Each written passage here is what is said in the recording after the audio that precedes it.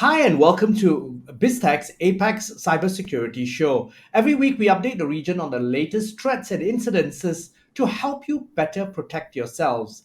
And today, as always, we have my regular co host, Benjamin Ang, with us from the NTU. Now, Ben, welcome to the show. Hey, thanks, Brian. Now, Ben, we start with news out of Singapore that OrangeTee and Tie was fined 37,000 for a data breach affecting over 250,000 of its customers and staff. Now, this is for a data breach in August 2021 where names, bank account numbers, NRIC, and passport numbers, as well as property transaction and commission amounts, were extracted from OrangeTee and Tie's outdated database servers by hacking group Optus. Now, tell us about this, Ben. This is interesting because the victim has been fined. Why was this the case?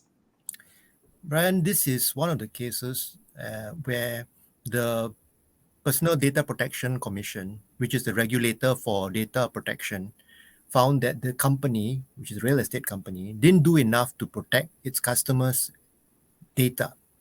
So the fine is a result of not doing enough to protect the customer data, and this is meant to be an assurance to customers and to remind companies that they have to take their obligations seriously.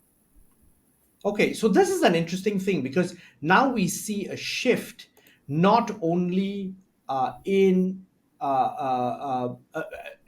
Singapore, but also then across the region, because there are two other instances in the region where regulators are now taking companies to tasks, companies and organizations where they've had data breaches. We've got one instance in the Philippines where the police data has been breached. So we have the Philippines Privacy Agency that's probing a police data link where 1.2 million police records and 800 gigabytes of info on people who work or applied for employment in law enforcement in Philippines were publicly available on a database. Now that's one instance, the Philippines. And then we've got a bigger issue now, which has just hit Optus in Australia, where it's been hit with a class action suit over a cybersecurity breach last year. Now, just to give context, more than 100,000 current and former customers have joined a class action suit against Optus for over the cybersecurity breach, which actually compromised about 1.2 million customers. Now, this is last September.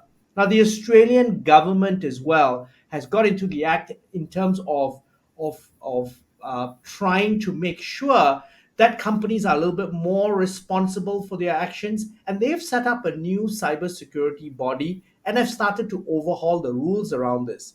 So, Ben, this is another instance where a company that's a victim of cybercrime has been financially exposed not only to fines by the regulators but also lawsuits by customers. So then, Ben, what can companies do? The first thing they need to do is invest in cybersecurity, keep the data secure. This really shows the consequences if you don't do enough to protect your data. But if a breach happens, then sometimes I would say it's not if it happens, when it happens, you need good legal advice to navigate what happens next. So now, before anything has happened, it's good to get a legal advisor who can work together with a cyber response consultant so they can advise you what to do, not only when a breach happens, but even now, before any breach happens, what kind of steps you should take that can protect you legally when a breach happens. So, for example, a business, um, relative to the doctor, their clinic was hit by ransomware. But fortunately, one of their patients is a lawyer who's an expert in handling breach cases and was able to advise them very important things like don't pay the ransom, and also notify your customers, in that case patients, and notify the regulator, but also advise them on how to do the notification in a way that protected their legal rights. And so the clinic hasn't been sued by any patients, and they haven't had any fines from the regulator either.